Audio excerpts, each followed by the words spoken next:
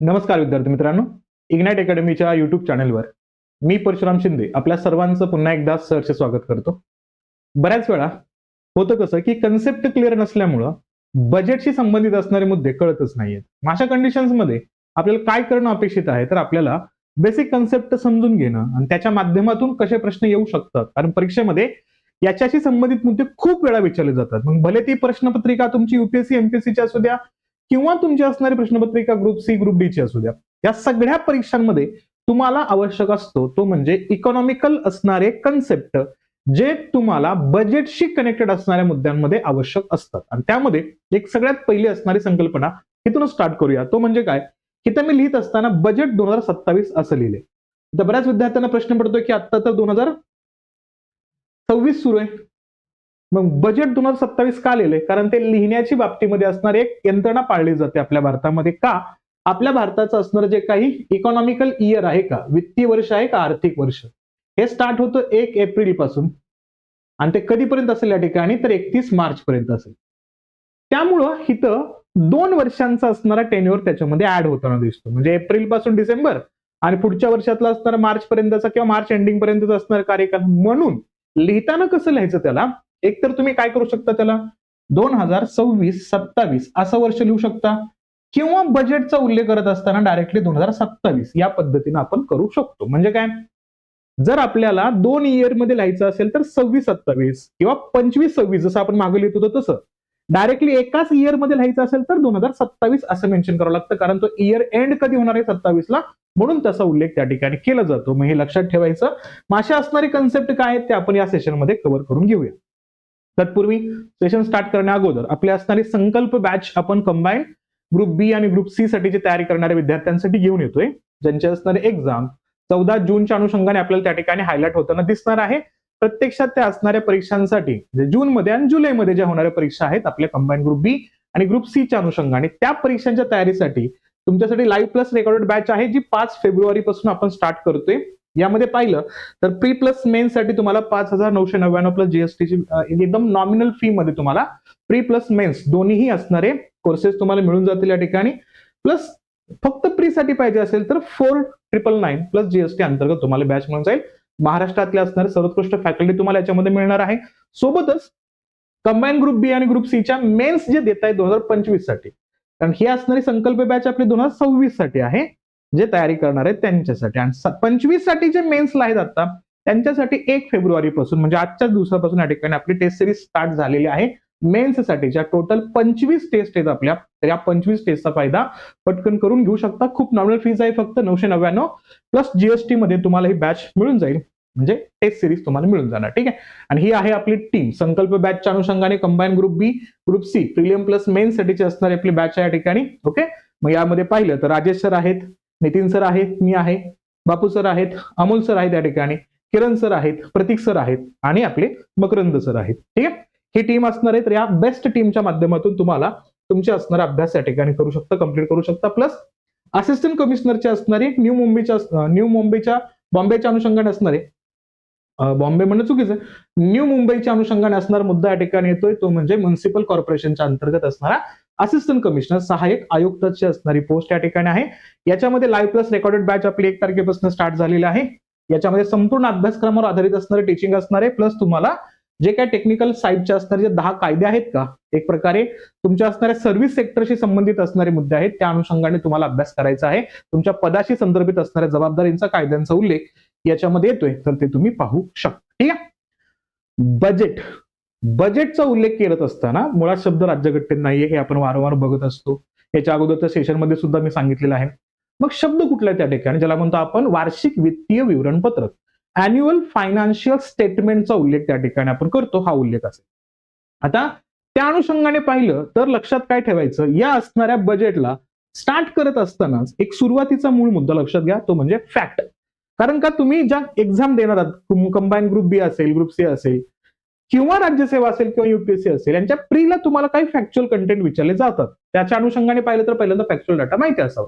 जसं की काय, भारताचा पहिला बजेट कुणी मांडला, तर ब्रिटिश कालखंडामध्ये ब्रिटिशांच्या माध्यमातून पहिला बजेट आपल्याला मांडताना दिसतात. तो म्हणजे कधी या ठिकाणी, तर एप्रिलच्या 7 तारखेला 1860च्या कालखंडामध्ये जेम्स विल्सन यांनी या ठिकाणी हा भारताचा पहिला बजेट मांडला होता. ईस्ट इंडिया कंपनीचे असणारे या ठिकाणी ब्रिटिश क्राऊनच्या माध्यमातून हा मुद्दा इथे येतो. आता का महत्वाचं आहे का 1858ला ईस्ट इंडिया कंपनीचा असणारा अधिकार संपला होता आणि ब्रिटिश असणाऱ्या पार्लमेंटचे अधिकार स्टार्ट झाले होते भारतात. मग त्यामुळं 1860चा असणारा हा पहिला बजेट काउंट होतो, हे लक्षात घ्यायचं. व्यक्ती कंपनीशी संबंधित होती पण तरी सुद्धा ब्रिटिश पार्लमेंटच्या एरामध्ये डिफाईन झालेला हा पहिला असणारा बजेट आहे एप्रिल 7च्या 1860च्या कालखंडामध्ये. हे लक्षात घ्यायचं. इंडिया फर्स्ट एव्हर बजेटच्या अनुषंगाने मुद्दे लक्षात ठेवायचा. सोबतच उल्लेख केला स्वातंत्र्यानंतरचा, भारताच्या स्वातंत्र्यानंतरचा जो पहिला बजेट आहे ना तो मांडण्यात आला होता कधी, नोव्हेंबरच्या 26 तारखेला 1947च्या कालखंडामध्ये. आणि तो मांडला होता कोणी या ठिकाणी, R.K. षण्मुखम शेट्टी यांचा उल्लेख या ठिकाणी करायचा. पहिला बजेट आहे केंद्रीय आणि या बजेटमध्ये आपण थोडस एक वेगळी भूमिका आणली होती. काय, जेवढा एकूण बजेट होता त्या एकूण बजेटच्या असणाऱ्या जवळपास 47% असणारा खर्च आपण संरक्षणावरती केला होता. साहजिक आहे, तो असणारा भारताच्या स्वातंत्र्यानंतरचा मुद्दा आपला शेजारी तयार झालेला होता, पूर्व पाकिस्तान पश्चिम पाकिस्तान, त्या अनुषंगाने आपल्याला तयार होणं अपेक्षित होतं. जवळपास 92.74 कोटींचा असणारा निधी आपण डिफेन्सवरती ठेवला होता राखीव. जसा उल्लेख केला तर टोटल किती होता एक्सपेंडिचर या ठिकाणी 197.39 कोटींचा असणारा. आणि त्याच्या अंतर्गत बघितलं तर आपण डिफेन्समध्ये किती तर 47% उल्लेख या ठिकाणी करतो. मग बाकीचा मुद्दा याच्यामध्ये राहिलेला कुठला असेल या ठिकाणी तर सबसिडी असतील, इम्पॉर्टंट फूड ग्रेन्स असतील यांच्यासाठी 11.4% उल्लेख येतो. नंतर एक्सपेंडिचर असेल किंवा रेफ्युजीज असतील, कशावरती, जे भारतामध्ये आलेले जे रेफ्युजीज होते, म्हणजे जे काय म्हणून आपण त्या ठिकाणी जे प्रत्यक्षात आपल्या शरणार्थी होते आपल्या भारतामध्ये आलेले, त्यांच्यासाठी केलेला खर्च होता तो उल्लेख होतो. पण सगळ्यात जास्त खर्च आपला कशावरती होता, डिफेन्स सर्व्हिसवरती होता. हा आपल्या भारताचा असणारा पहिल्या बजेटचा उल्लेख त्या ठिकाणी येतो. आता एमपीएससी युपीएससीचा अभ्यास करणाऱ्या विद्यार्थ्यांना आणि कंबाईन ग्रुप बी ग्रुप सीचा अभ्यास करणाऱ्या विद्यार्थ्यांना सुद्धा आपल्याला एक महत्वपूर्ण मुद्दा माहिती असणं गरजेचं आहे या ठिकाणी. ते म्हणजे काय, फक्त कर बदलांवरती लक्ष न केंद्रित करता धोरणात्मक मुद्दे कोणते त्याच्यावरती लक्ष ठेवणं गरजेचं आहे. म्हणजे काय, अर्थसंकल्प हा सरकारच्या धोरणांचा मुख्य मार्गदर्शक दस्तऐवज मानला जातो.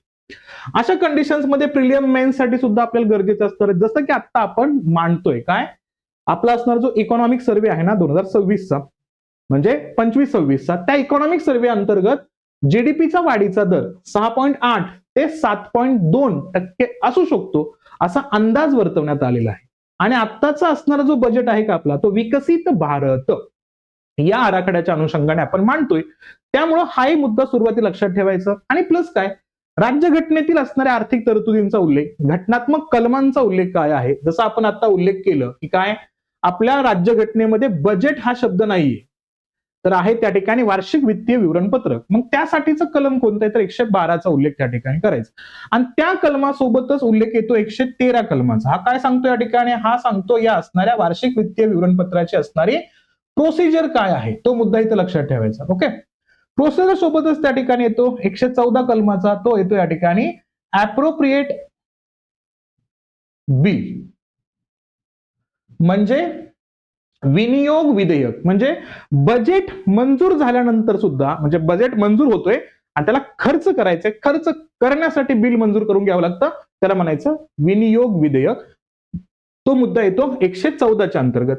सोबत उल्लेख केला 115चा संदर्भ या ठिकाणी उल्लेख करायचा. अतिरिक्त अनुदानाचा उल्लेख याच्यामध्ये येतो, जो आपल्याला ऍडिशनली बजेटमध्ये कमी पडत असेल रक्कम तर त्यासाठी असतो. 116 खूप महत्वाचा मुद्दा आहे, त्याला म्हणायचं लेखा अनुदान. म्हणजे काय, बजेट मांडलाय आजच्या तारखेला 1 फेब्रुवारीला, बजेट मांडल्यानंतर तो मंजूर होईपर्यंत जवळपास 75 दिवसामध्ये तो मंजूर झाला पाहिजे असं ब्रिटिशांचा 1931चा कायदा सांगतो. तरी पण आपण जनरली 2 महिन्यामध्ये मंजूर करतो. या 2 महिन्यामध्ये पैसा कुठनं वापरायचा, मग आपण तो लेखा अनुदानाच्या माध्यमातून वापरतो. तो आपण आकस्मिक निधीमधनं खर्च करत असतो. मग त्या आकस्मिक निधीचा उल्लेख याच्यामध्ये आणतो. आपण ते 3 शब्द बघूया या ठिकाणी. म्हणजे काय, संचित निधी काय असतो, आकस्मिक निधी काय असतो, सार्वजनिक लेखा काय असतो, हा मुद्दा आपण बघणारच आहोत. पण त्याच्या अगोदर हे कलम महत्वाचे. आणि त्यासोबत येतो मुद्दा 117चा. 117 कलमाचा उल्लेख केला तर त्याला काय म्हणतो आपण या ठिकाणी, वित्त विधेयक. म्हणजे भारतामध्ये खर्च करण्याच्या संदर्भामधले असणारे जेवढे मुद्दे असतील ते येतात वित्त विधेयकामध्ये. मग त्याचा उल्लेख केला तर याच्यामध्ये पण 2 प्रकार आहेत. वित्त विधेयक क्रमांक 1 आणि वित्त विधेयक क्रमांक 2. क्रमांक 1 मध्ये काय, वारंवार होणारा खर्च. क्रमांक 2 मध्ये आकस्मिक स्वरूपातला खर्च, हेही लक्षात ठेवायचं. म्हणजे काय, तुम्हाला अभ्यास करत असताना घटनेतील असणाऱ्या आर्थिक तरतुदींचा उल्लेख पण लक्षात ठेवायचा आहे. वार्षिक आर्थिक विवरणपत्रक, अॅन्युअल फायनान्शियल स्टेटमेंटचा उल्लेखही आपल्याला करायचा. आता जो 112 कलमांतर्गत बघितला. संसदेत अर्थसंकल्पीय सादरीकरणाची प्रक्रिया, म्हणजे बजेट जेव्हा मांडला जातो तेव्हा तो 6 स्टेप मधनं कॅरी केला जातो. म्हणजे अर्थसंकल्पीय भाषणापासून बजेट मंजूर करेपर्यंतचा असणारा जो काय 6 स्टेप आहेत का, ते तुम्हाला कंटिन्युअसली माहिती पाहिजे. जे आपण लेक्चरमध्ये घेतोच, पॉलिटीमध्ये पण घेतो, इकॉनॉमिक्स मध्ये सुद्धा आपल्याला हा मुद्दा या ठिकाणी हायलाइट होताना दिसला. सोबत उल्लेख केला तर डायनॅमिक, म्हणजे बदलणारे घटक पण तुम्हाला लक्षात ठेवायचे. चालू घडामोडीचा संदर्भ याच्यामध्ये येतो. जसं काय, जीडीपी मधली वाढ असेल, त्यातले असणारे आर्थिक असणारे जे प्रवाह असतील, इकॉनॉमिकली असणारा जो स्टेबिलिटी असेल, किंवा इकॉनॉमिकल प्रोग्रेशनचा असणारा जो मुद्दा आहे तो कशा पद्धतीने चेंज होत जातोय, ते पण मुद्दे बघणं गरजेचं असेल. वित्तीय तूट, महसुली धोरणं वगैरे काय आहेत, प्लस आरोग्यावरती, शिक्षणावरती, पायाभूत सुविधावरती जे खर्च केले, तोही मुद्दा माहिती असणं गरजेचं असणार. ठीक आहे, आता थोडंसं पुढे जाऊया आपण. अर्थसंकल्पीय दस्तऐवजांच्या भाषांमध्ये बदल झालेला आहे. काय केलं होतं आपण, जेव्हा आपण या ठिकाणी षण्मुखम शेट्टींनी जेव्हा पहिला बजेट मांडला, स्वातंत्र्यानंतरचा असणारा पहिला बजेट 26 नोव्हेंबर 47 ला मांडल्यानंतर, तो आपण 1955 पर्यंत फक्त कुठं, इंग्रजीमध्ये सादर करत होतो. अर्थसंकल्प फक्त इंग्रजीमध्ये सादर केला जात होता, हे लक्षात घ्यायचं. जसं आपण म्हणतो 2001 पर्यंत आपल्या भारताचा बजेट ब्रिटिशांच्या परंपरेनुसार आपण त्या ठिकाणी काय करायचो, तो बजेट आपण संध्याकाळी 5 वाजता मांडायचो. आणि 2001 ला यशवंत सिन्हा यांनी काय केलं, या ठिकाणी यांनी हा बजेट 11 वाजता मांडायला सुरुवात केली सकाळी. म्हणजे आपण ब्रिटिशांच्या परंपरा बऱ्याच वेळा चेंज केलेल्या. जसं आपल्या ऑफिशियल लँग्वेजचा उल्लेख केला तर पहिले 15 वर्ष ऑफिशियल लँग्वेज कोणते असेल, तर ही होती फक्त इंग्लिश. मग 1965 पासून आपण काय केलं, इंग्लिश आणि हिंदी हे काय केलं आपण, कार्यालयीन भाषा, ऑफिशियल लँग्वेजचा उल्लेख आणला. तसंच हे लक्षात ठेवायचं, 1955 पर्यंत अर्थसंकल्प फक्त कुठं, इंग्रजीमध्ये असायचा. 55-56 पासून अर्थसंकल्पीय दस्तऐवज, डॉक्युमेंट जे आहेत ना आपल्या बजेटचे असणारे, ते इंग्रजी आणि हिंदी दोन्हीतून पब्लिश व्हायला लागले, हेही लक्षात घ्यायचं. म्हणजे लोकांना समजायला लागले या ठिकाणी की बाबा एक्झॅक्टली बजेटमध्ये काय सांगितलं जातंय, कोणते मुद्दे येतात, तो रेफरन्स याच्यामध्ये येतो. आता याच बजेटच्या अनुषंगाने बघितलं तर तुम्हाला बजेट मांडायचंय, बजेटच्या अनुषंगाने पैसा खर्च करायचाय, त्यासाठी पैसा आला तर पाहिजे ना. मग पैसा आणायचा कसा, तर त्यासाठीचे असणारे कन्सेप्ट आहेत. कसे लक्षात घ्यायचं, या अनुषंगाने पाहिलं तर यालाच काय म्हणतो आपण या ठिकाणी, गव्हर्नमेंट अकाउंट. आपल्या देशाची असणारी खाते, कोणते खाते असतात आपल्याला या ठिकाणी, आपल्या देशांच्या खात्यांचा उल्लेख केला तर देशामध्ये पैसा आला पाहिजे ना. त्यासाठी सगळ्यात पहिल्यांदा मुद्दा येतो कन्सोलिडेटेड फंड. कन्सोलिडेटेड फंड म्हणजे भारताचा असणारा संचित निधी, याला आपण भारताचा एकत्रित निधी असाही म्हणतो या ठिकाणी, हे लक्षात घ्यायचं आपल्याला. आणि याचा उल्लेख केला तर राज्यघटनेच्या कलम 266 अंतर्गत याचा उल्लेख आहे.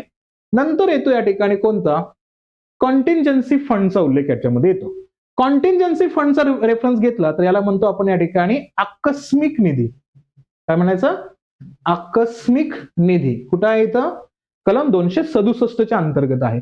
आणि पब्लिक अकाउंट, लोकलेखा याचा उल्लेख केला तर 266 उपकलम 2चा उल्लेख याच्यामध्ये आपल्याला करायचा आहे. म्हणजे हे काय, देशाची खाती आहेत हे लक्षात ठेवायचं. म्हणजे देशाच्या खात्यामध्ये पहिलं खातं कोणतं, कन्सोलिडेटेड फंड, संचित निधी. मग याच्यामध्ये काय असतं, याच्यामध्ये असतं कॅपिटल अकाउंटचा मुद्दा याच्यामध्ये येतो. भांडवली खातं किंवा भांडवली असणाऱ्या अंतर्गत असणारे जी रक्कम असेल ते सगळे. भांडवली सोबतच काय, रेव्हेन्यू अकाउंटचाही मुद्दा याच्यामध्ये असतो.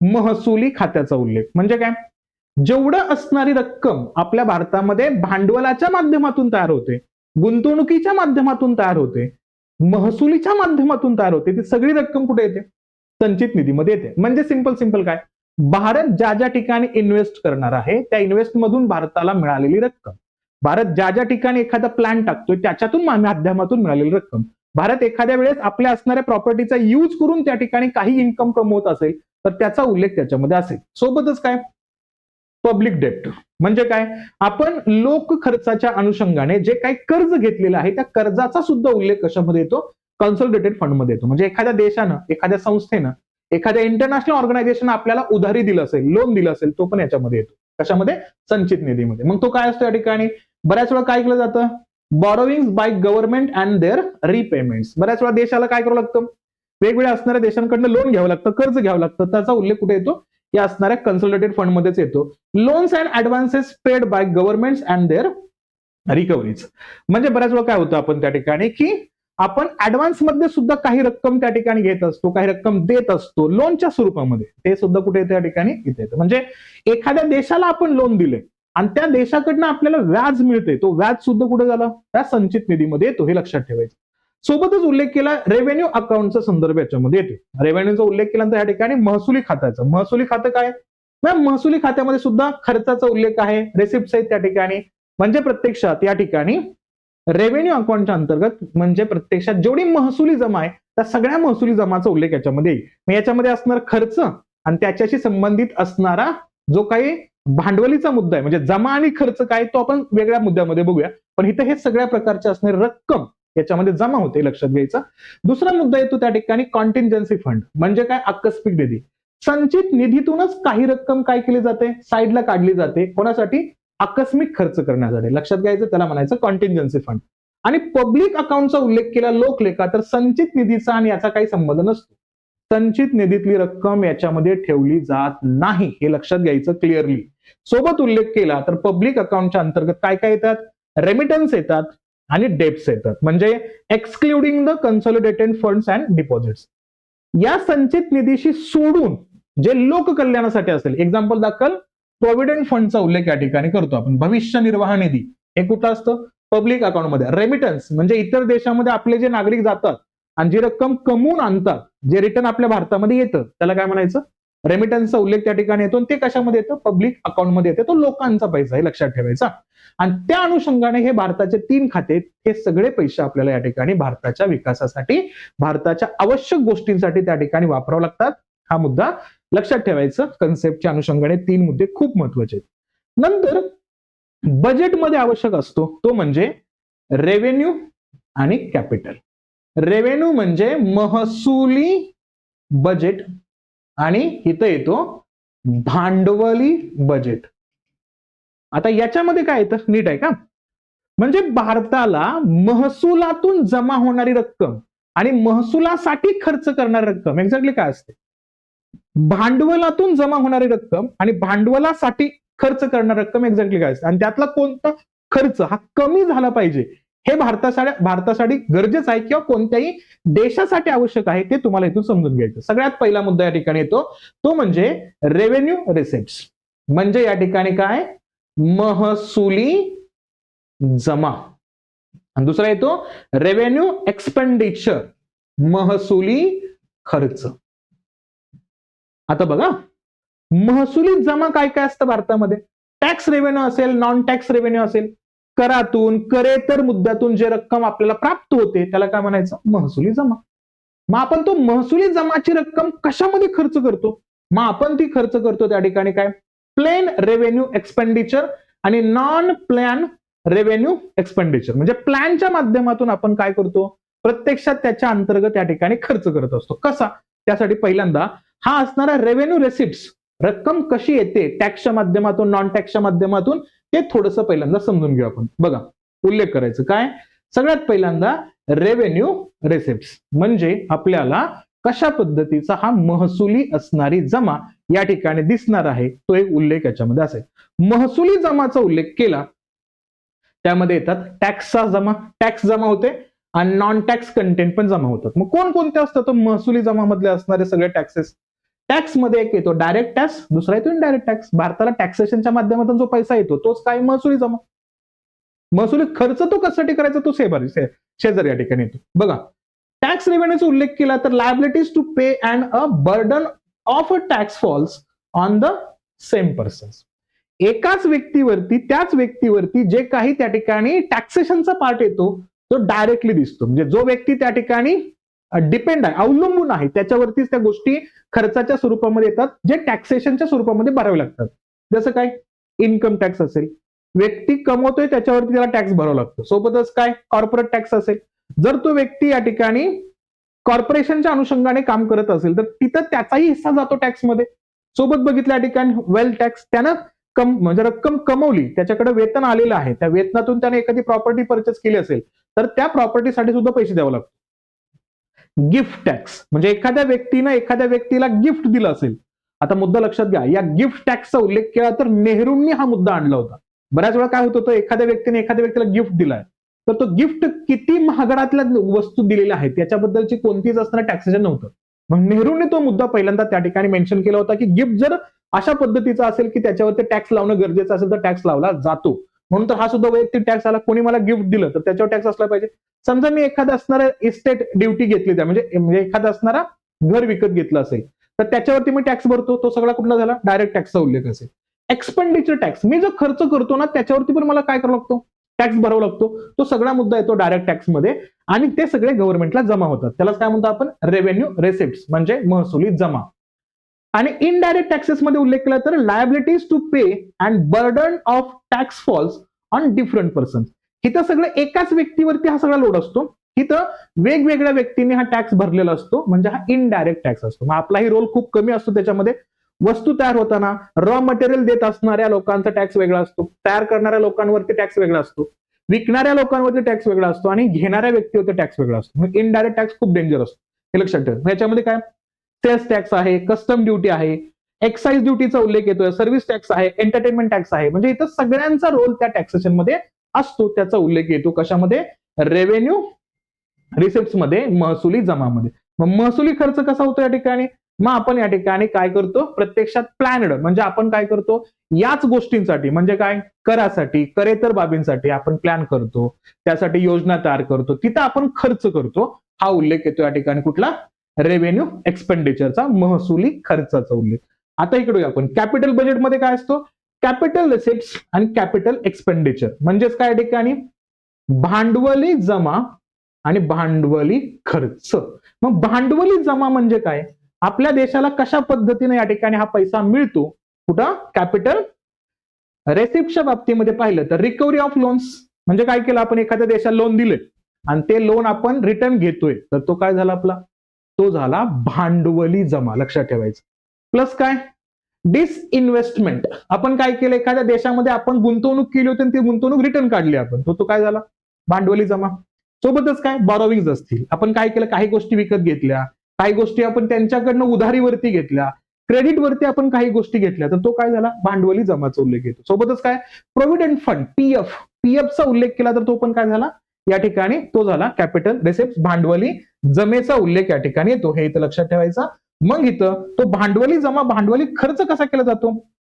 Plan capital expenditure, non plan capital expenditure. यासाठी सुद्धा भारत काय करतो? योजना, धोरणं वगैरे त्या ठिकाणी तयार करताना दिसतो. आता 2 मिनिटं हॉल्ट घ्यायचा आणि उत्तर देण्याचा प्रयत्न करायचा. आपल्या भारतानं कुठं सगळ्यात जास्त खर्च केलेला चांगला? कुठं? रेव्हेन्यू एक्सपेंडिचर वरती खर्च केलेला चांगला का? कशावरती? महसुली खर्च केलेला चांगला का? भांडवली खर्च केलेला चांगला? हे तुम्ही सांगायचं आहे. कारण तुम्हाला मी सांगितलं की कुठून कुठून पैसा येतोय, त्या गोष्टींसाठीच आपण खर्च करणार आहे. तर कोणता खर्च चांगला हे तुम्ही सांगणार आहात कमेंट बॉक्समध्ये. ठीक आहे, तुमच्यासाठी मी हा असणारा क्वेश्चन ओपन ठेवलेला आहे, हे लक्षात ठेवायचे. मुद्दे खूप गरजेचे असतात कारण याच्यावरूनच तुम्हाला कळतंय की तूट काय असते. याच्यामध्ये सगळ्यात पहिला येतो फिस्कल डेफिसिट म्हणजे काय? राजकोषीय तूट. राजकोषीय तूटचा उल्लेख आपल्याला समजून घेण्यासाठी आपल्याला माहिती पाहिजे सगळ्यात पहिल्यांदा, तो म्हणजे राजस्व तूट. म्हणजे काय?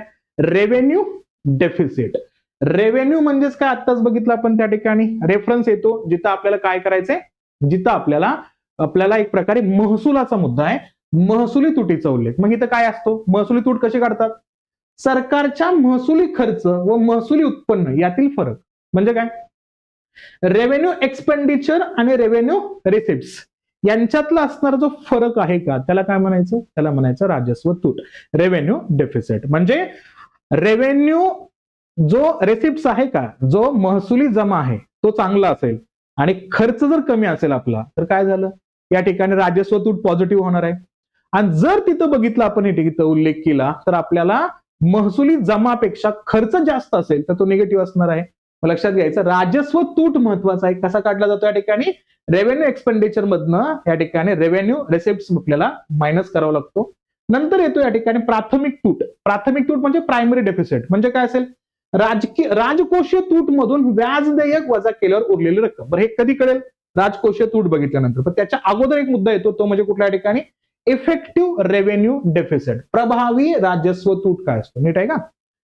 राजस्व तूट मधून सरकारनं दिलेल्या अनुदानांमधील भांडवली खर्चासाठी दिलेले अनुदान वजा केलं जातं. रेव्हेन्यू महसूल आहे.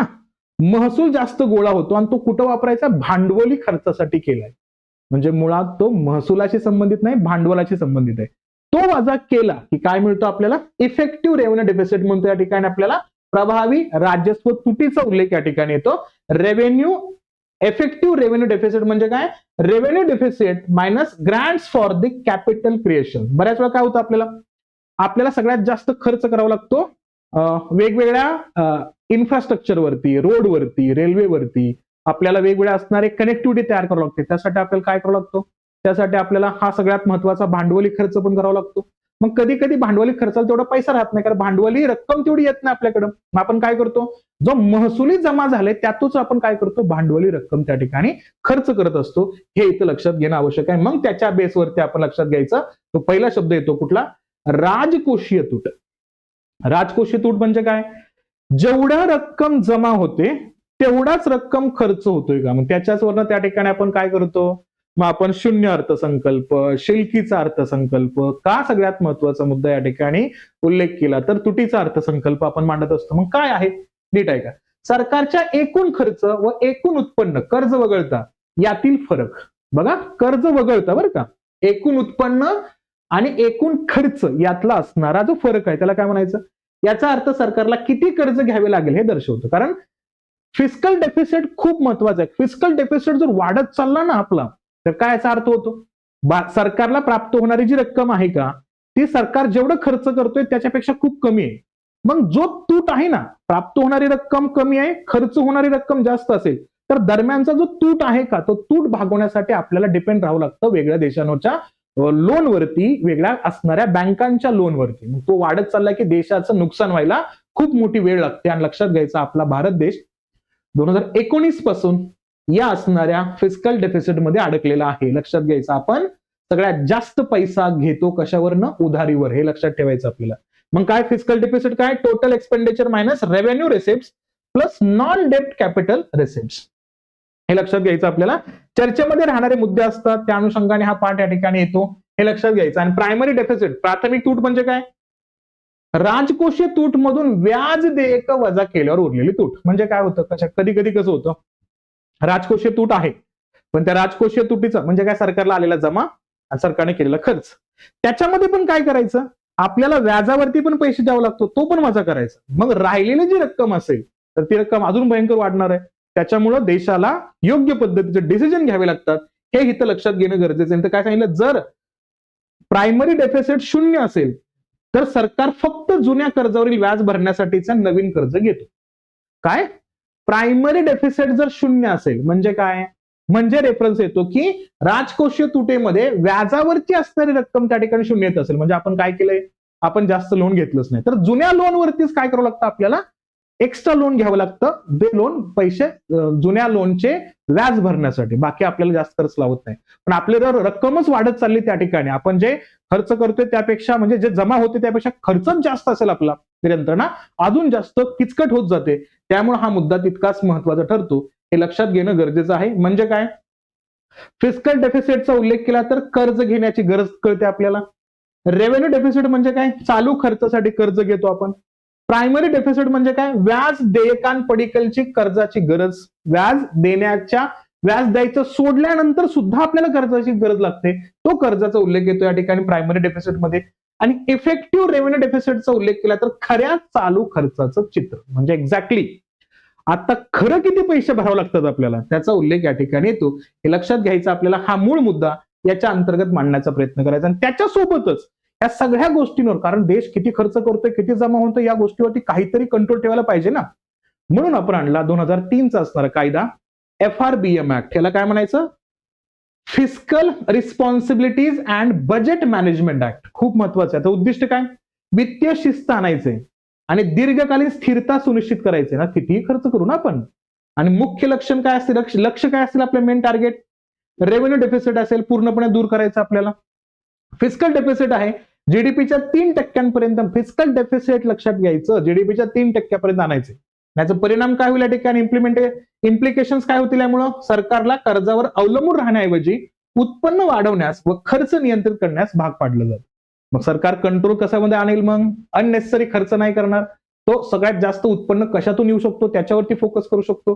त्यामुळं आपल्याला या ठिकाणी कोणत्या कायद्याची गरज होती, FRBM कायद्याची गरज होती, ते आपण 2003 ला आणलेलं आहे, हे लक्षात घ्यायचं. ठीक आहे, तर अशा असतील सगळ्या संकल्पना.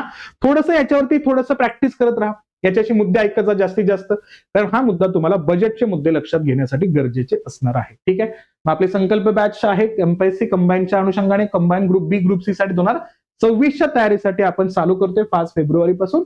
लाईव्ह प्लस रेकॉर्डेड बॅच आहे, खूप नॉमिनल फीज आहे, फक्त प्रीचा उल्लेख केला तर 4,999 प्लस जीएसटीची असणारी फी आहे आपली.